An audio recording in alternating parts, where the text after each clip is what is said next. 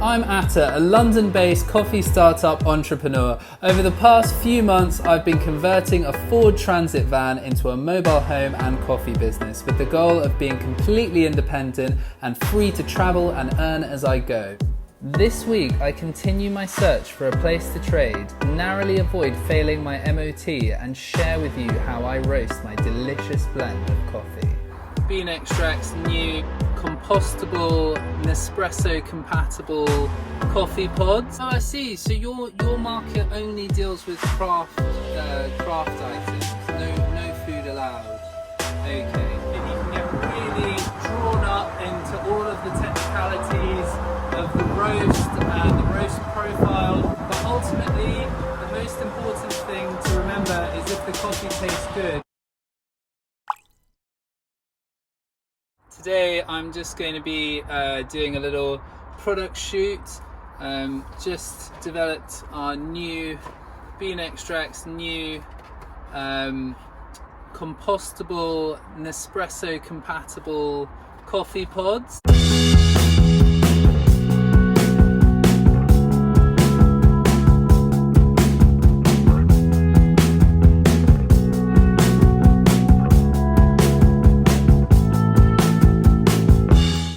Hi there, are you able to do a class 4 MOT?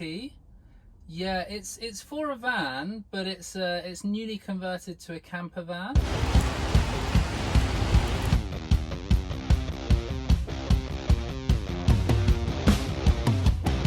So I've just been told that the handbrakes are too weak. So over there, it basically says that the handbrakes are going to fail.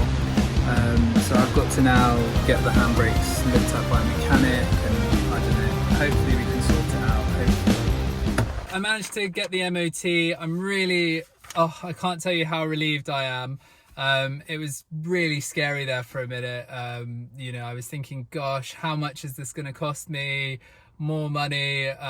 But yeah, they managed to sort it out. They managed to fix whatever was wrong with the handbrake. And I passed my MOT. This week I'm going to be calling more marketplaces. I've found a few websites that basically are some good lists of different marketplaces around London, and then I'm going to be expanding, going further and further out until I hit something really. The main problem at the moment is still a lot of the markets are either closed or they're relocated, or they're only operating with existing traders, because understandably we've just been through a very difficult time. So it's looking like, you know, expectation wise, to be easy on myself, it might not be until mid to late September that I start trading. But that's fine, because it gives me plenty of time to perfect everything else with the business and develop these relationships with the different markets, the different market managers.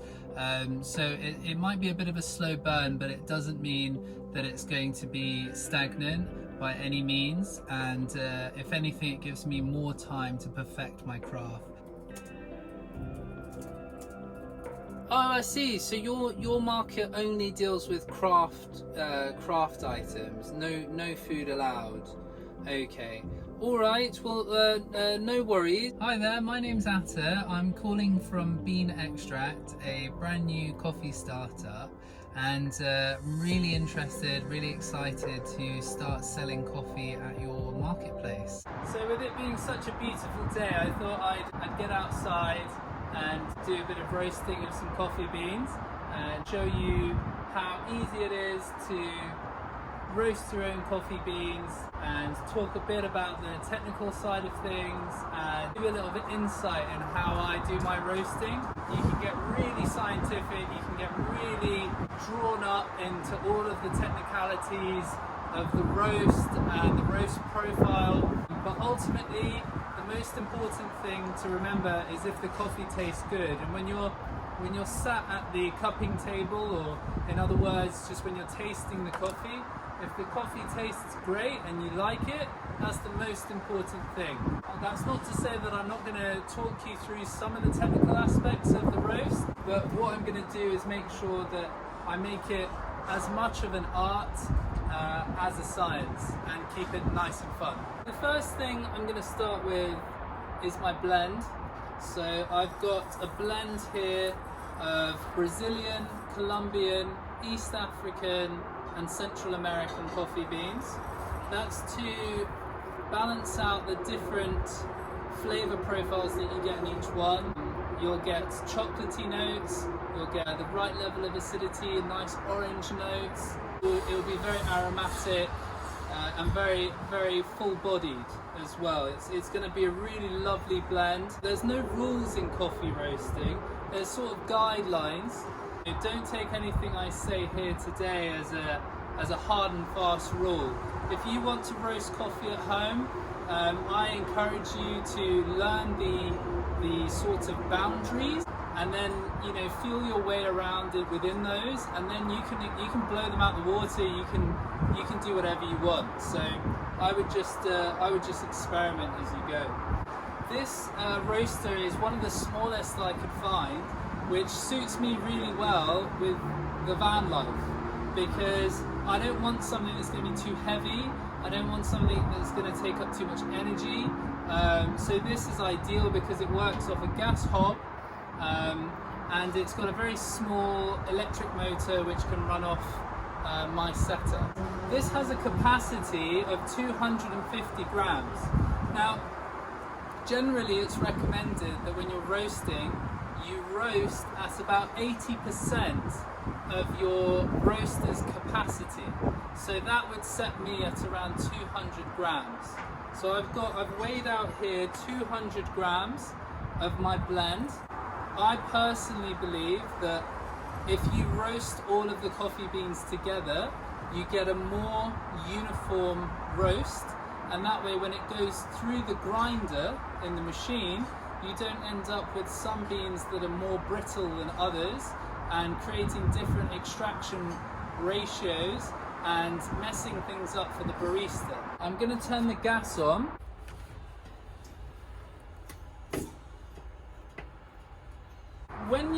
When you roast, it's generally recommended that you roast between 200 degrees Celsius and 240 degrees Celsius. I'm going to heat it up to around 220 degrees.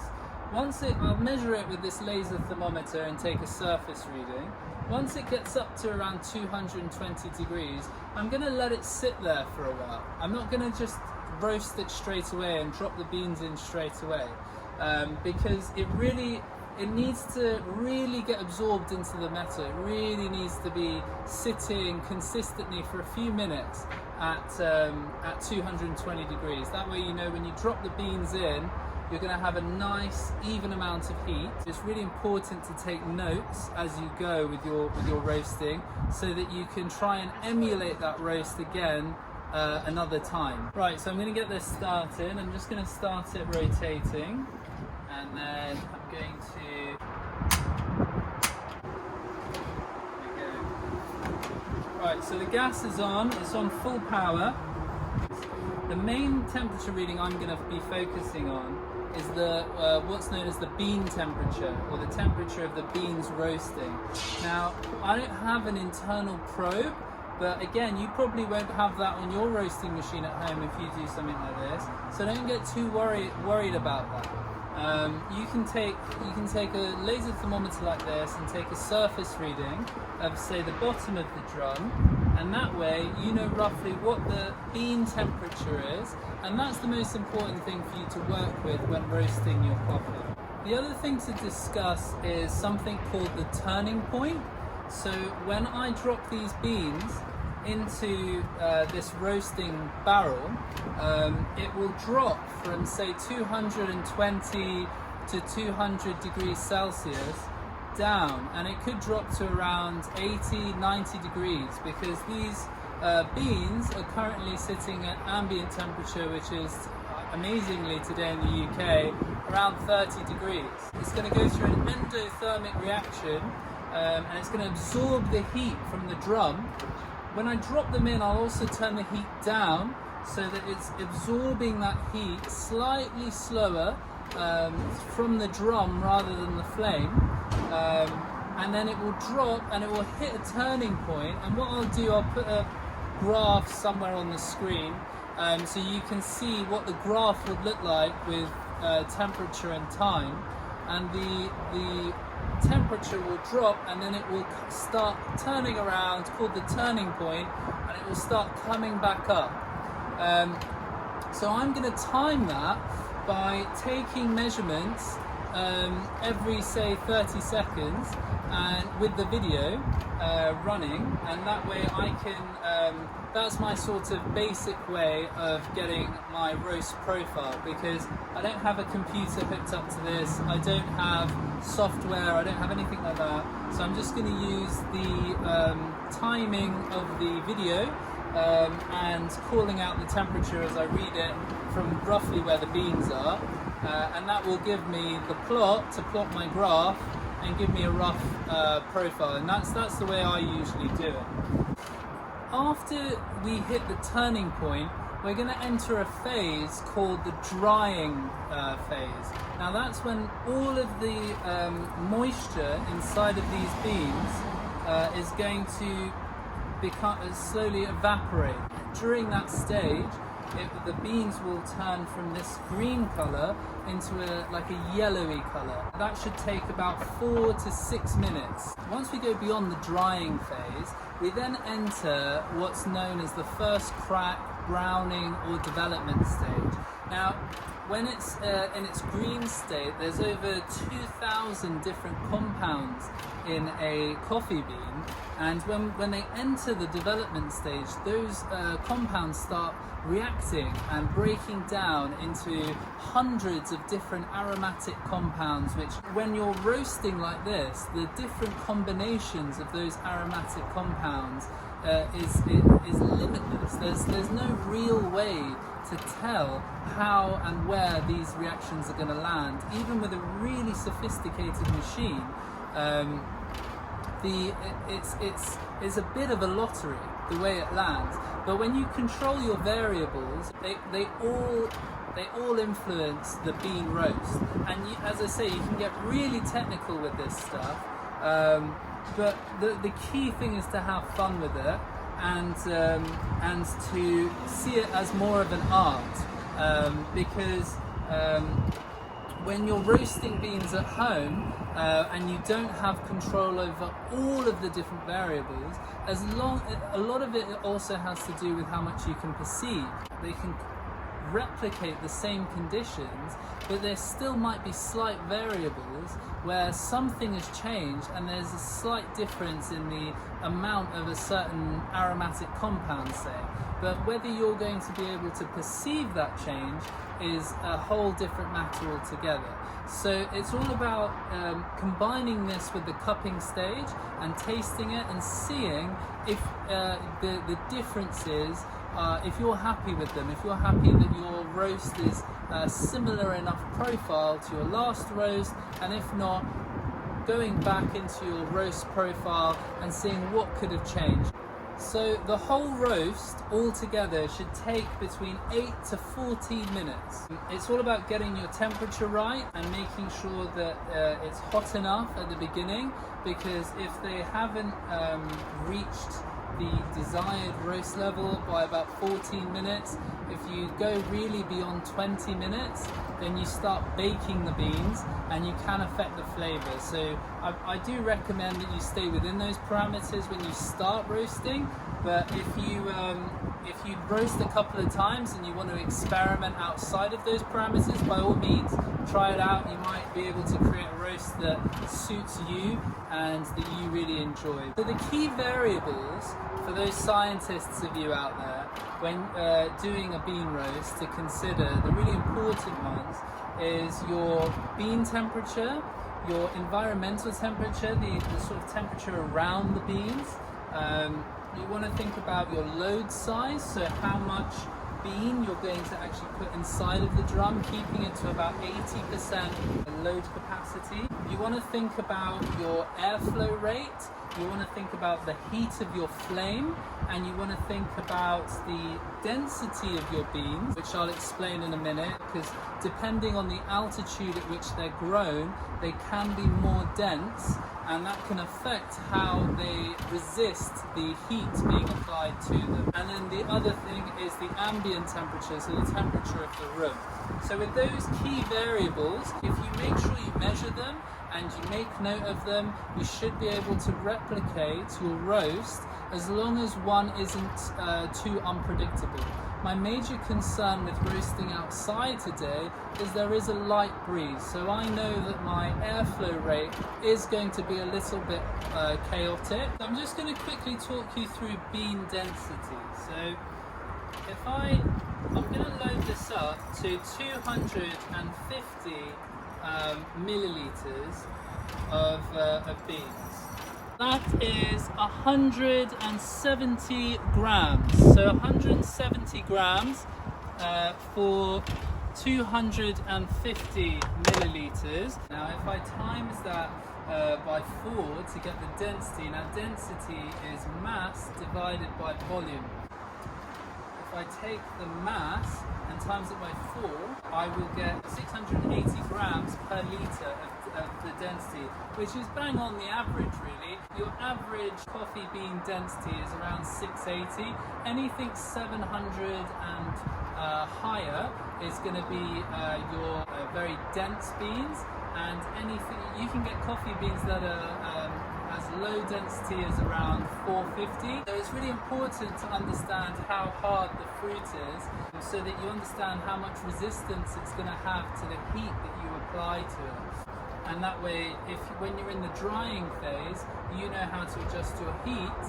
If you have a very dense bean, you want to slow down this stage, because the outside will cook very quickly and the inside won't cook as well, or it could even stay green, and then you won't have an even roast through the bean.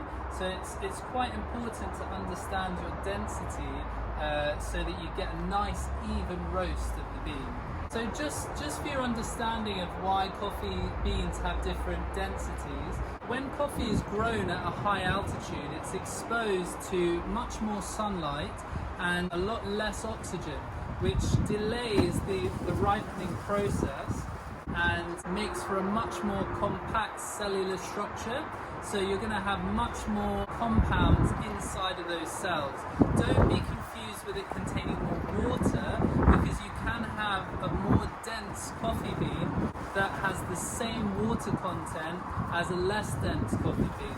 So it is really the coffee bean grown at a higher altitude. They contain more compounds that can then be broken down into the aromatic compounds that you will find in your coffee bean. As you can see here, the wind speed is pretty high today. We're looking at about, on average, about 2 meters per second, which is quite a lot. So I've decided to move the roast inside just to protect the reaction from the wind. So I want to control that as much as possible. So I'm now in a sheltered environment. We're just coming up to 5 minutes now of warm-up time. The drum has been at temperature for about 5 minutes. So I think I'm just about ready. Right, I'm going to do this very quickly. And I'm going to turn off the heat and introduce the beans. Oh, there we go. And whack that on, and I'm going to start the timer, and I'm going to let this run. Now I'm going to take a reading. So it's dropping to 116. 91 degrees, 65, 80, 72. Right, I'm going to introduce the heat.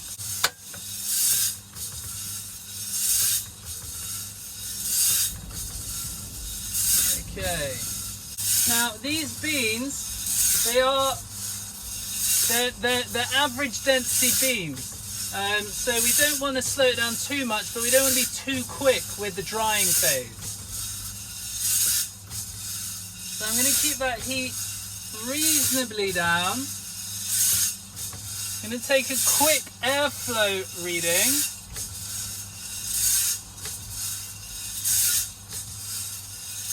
So the airflow is at 3 meters per second. We're about 30 degrees ambient temperature. Environmental temperature around it is at about 40 degrees.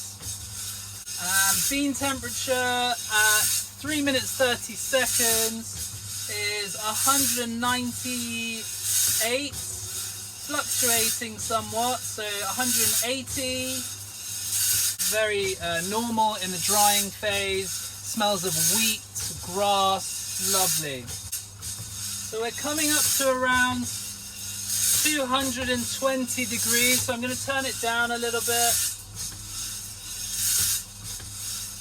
I don't want this to go over 240 degrees, so I'm going to make sure that my flame temperature is reduced if I start going too high and creeping up to that max mark. Right, we're at 5 minutes and the temperature is 230 degrees.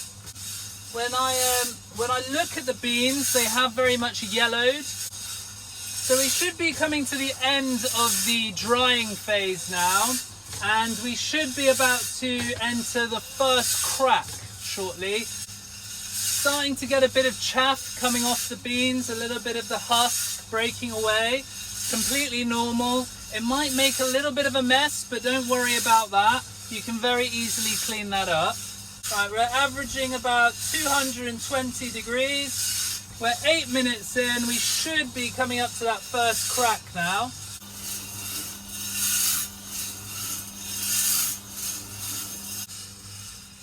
Okay, I think we're getting to the first crack now. There we go, first crack. Okay, so the first crack is where we enter the Maillard reactions. Caramelization starts to happen. You end up with all those thousands of compounds breaking down into the hundreds of aromatic compounds. This is where all of the flavor in the coffee starts to emerge. Temperature internally is about 220 degrees. And just before it starts to get into that second crack, I'm going to stop it and transfer into the tray.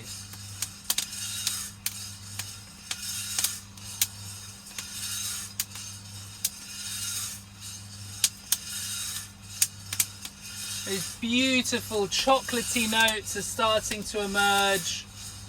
Starting to get a little bit of charring, which will give it that lovely nostalgic flavor. There we go, we're just coming up to that second crack, and that's where I'm going to kill the flame. Okay, and I'm going to transfer it into the tray.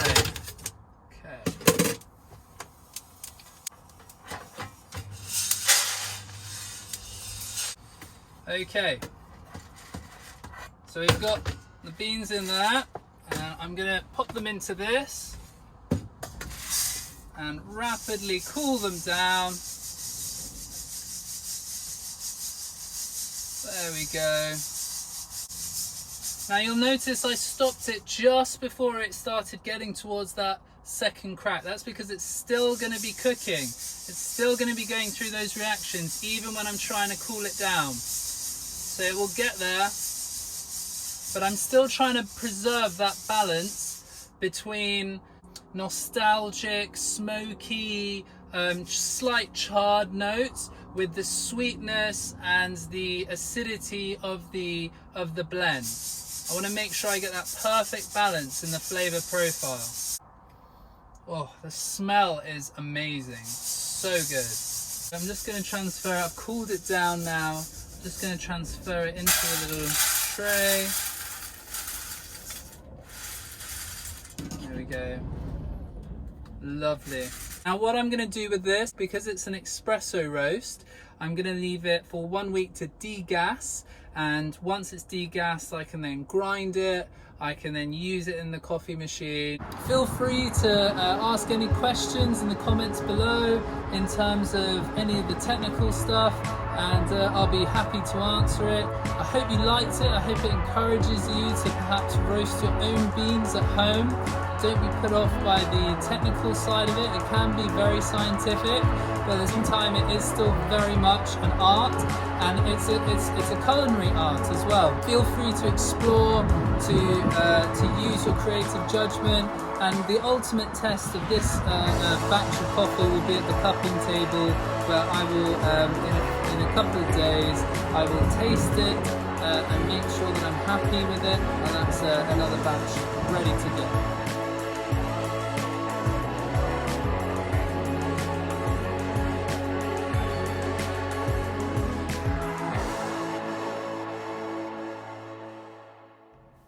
Hey folks, if you liked that video, don't forget to like and subscribe and hit that bell so you stay up to date with all of the latest developments coming from Bean Extract. And if you want to try the world's best coffee, head on over to beanextract.co.uk and grab yourself a bag. We ship all over the world.